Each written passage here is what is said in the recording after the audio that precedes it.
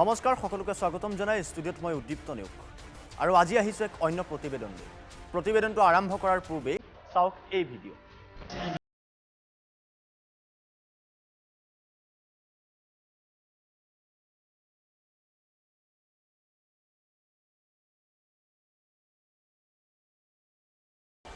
এই সকল ছাত্ৰ-ছাত্ৰী শ্ৰেণীকোঠাত ভিডিঅ' বনাই বহিষ্কৃত হ'ল ৮ গৰাকী ছাত্ৰ-ছাত্ৰী কৰিমগঞ্জৰ জফৰগড় উচ্চতৰ মাধ্যমিক বিদ্যালয়ত এই ঘটনা মানে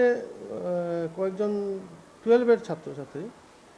বোধহয় 5জন মেয়ে আর 3জন ছেলে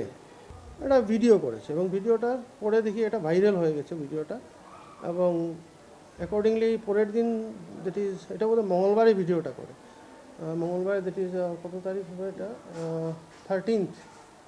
13 ডিসেম্বর আর 14 তখন আমরা সকালবেলা এসে আমরা সবাই টিচাররা সবাই বসে আমরা ডিসিশন করি যে এটাকে তো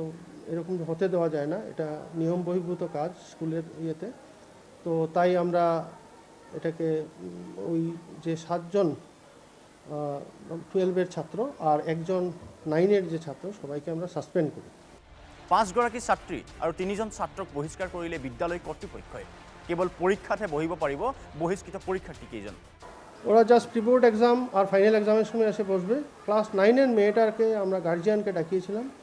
ওর মা এসেছিল ওর মাকে আমরা সমস্ত বলেছি আমরা স্কুল থেকে ওকে বের করে দিব যাই হোক উনি কাকুতিমিনতি করার পর আমরা এটাকে ওকে রেখেছি আর কি তো ভবিষ্যতে যাতে এরকম ঘটনা না হয় ওর থেকে প্রতিশ্রুতি নেওয়া হয়েছে বৰ্তমান ছ'চিয়েল মিডিয়া ব্যৱহাৰকাৰীসকলৰ বাবে এক ৰুচি হৈ পৰিছে ৰিলছ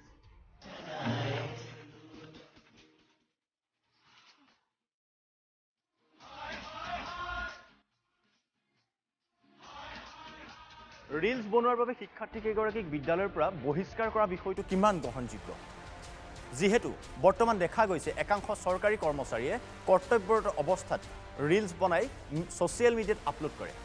কিছুদিন পূৰ্বে আৰক্ষীৰ পোছাকত ৰিলছ বনোৱাৰ বাবে দেশৰ কেইবাখনো ৰাজ্যত নিলম্বিত হ'ব লগা হৈছিল কেইবাগৰাকীও আৰক্ষীৰ জোৱান এতিয়া প্ৰশ্ন হ'ল কৰিমগঞ্জ জফৰগড় উচ্চতৰ মাধ্যমিক বিদ্যালয়ৰ কৰ্তৃপক্ষই ছাত্ৰ ছাত্ৰী কেইগৰাকীক বহিষ্কাৰ কৰাটো সমীচীন হৈছেনে প্ৰশ্ন আমাৰ উত্তৰ আপোনালোকৰ